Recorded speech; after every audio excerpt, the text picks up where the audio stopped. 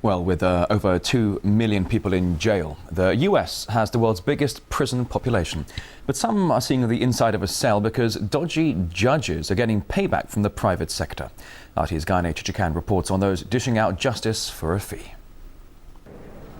2 Pennsylvania judges have made a killing out of juvenile prisons. Mark Ciavarella and Michael Conahan were convicted of receiving kickbacks for more than $2 million from the developers of several private detention centers. But the real crime, according to parents, is that these judges then sent more than 5,000 children to those very facilities for crimes as small as fighting on a school bus or posting a parody of their teacher on the web. My kid's not here, he's dead!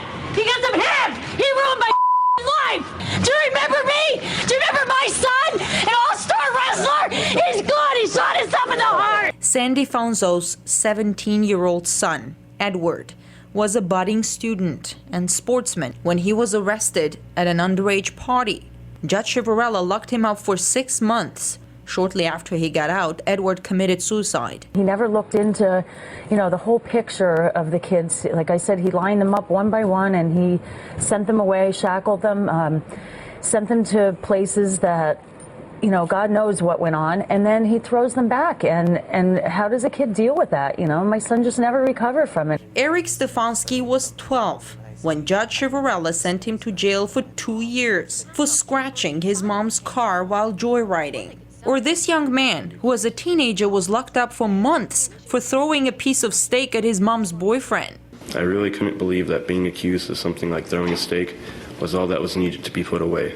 The case of the 2 Pennsylvania judges in bed with local private prisons could be just the tip of the iceberg. A recent report revealed America's largest prison corporations pour hundreds of thousands into the campaigns of governors, state legislators, and judges in the hope of advancing their agenda. And it seems to be working. The number of private prisons in the U.S. is growing rapidly. All of their money, every penny they get, is a taxpayer dollar that they get from the government.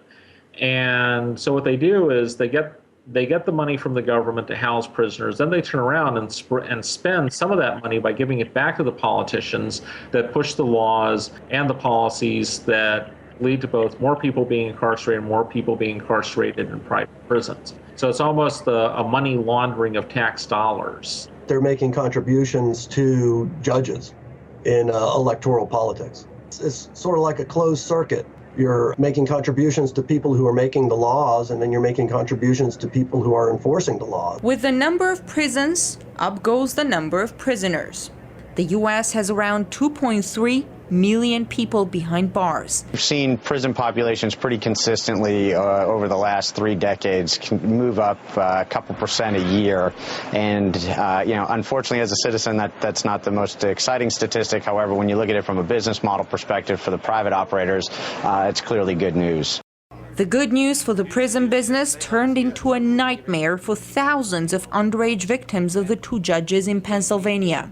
There's an incentive in private industry, obviously, to make money. That's what private industry is for. So there's an incentive to have more prisoners, an incentive to keep those prisoners incarcerated for longer periods of time. There's really no incentive for rehabilitation. The incentives are reversed. The so-called Cash for Kids case in Pennsylvania showed just how reversed the incentives can be, and raised the question, with judges actually interested in sending people away for longer terms and keeping their benefactors' private prisons full, what justice can one count on? I'm Gaine Chichikan reporting from Washington, RT.